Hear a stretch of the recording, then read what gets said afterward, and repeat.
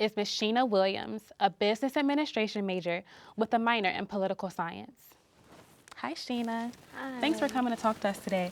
So, did you vote? I'm just Yes, curious. Okay. I definitely did. So you told me earlier this is your first time voting in a presidential election. Yes. How does that feel?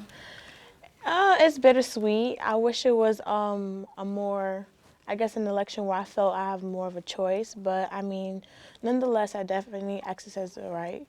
You know. So what about this election has caught your attention the most as a first-time voter? Well, I guess like this is my first time being in full consciousness of what's going on. I kind of remember the last election, but I was like 11.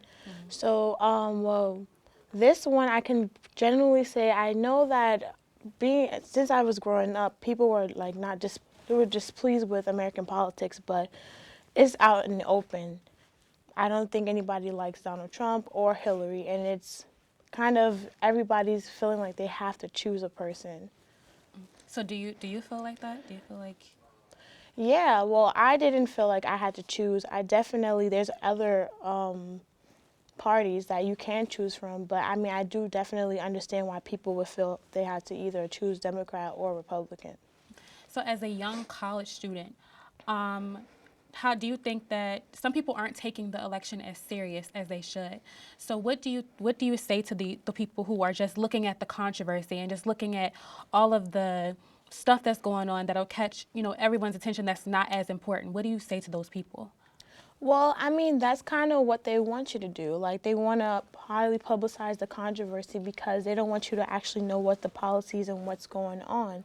So I feel like that just has to do with our educational system in total. That has to do with social media, just everything that is constantly pushed on us. So I can't blame them, but I would say that you have to move yourself to another consciousness and really be aware of what's going on around you and how things are affecting you. So when it comes down to it, personally, I feel like our vote doesn't matter, but at the end of the day, I don't have another solution. So therefore, that's why I'm going to exercise my rights. And also that my ancestors fought for this right. So even though it may not be as impactful as I would like it, I'm still going to exercise the right because I, as of now, don't have another solution.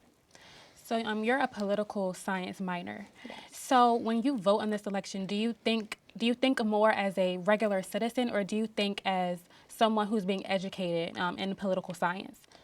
I think about the whole realm of it. I think of it as me first being a black person, a black woman, a student, a person who lives in the inner city. I look at all of it, but I was privileged enough to be taking my political science classes while the election was going on, so I got a different perspective.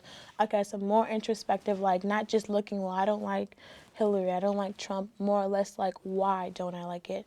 Learning how to really articulate how, why, and what I don't like about these two presidential candidates. Okay.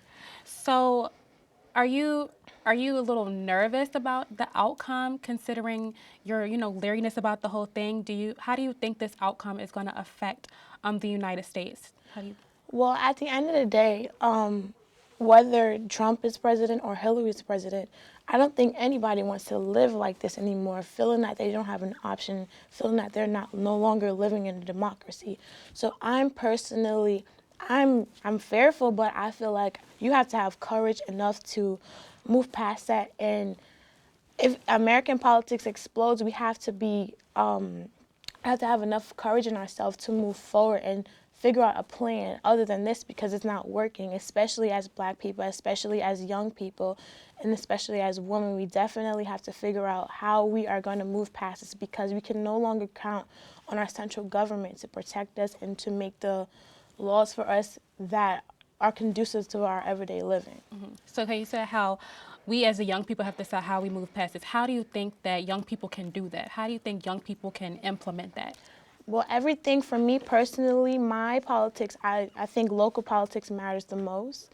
So I definitely think people need to be educated on who are their local politicians and also local activist groups as well. There's a lot of people that may have the same stance as you. You don't have to make a whole different organization trying to make a new stance. you can find out, even if you're a conservative Black person, even if you're liberal, there are people who are doing work within those bounds, and you seek that out. And you join those organizations, and you move forward, and you make change, and you make progress.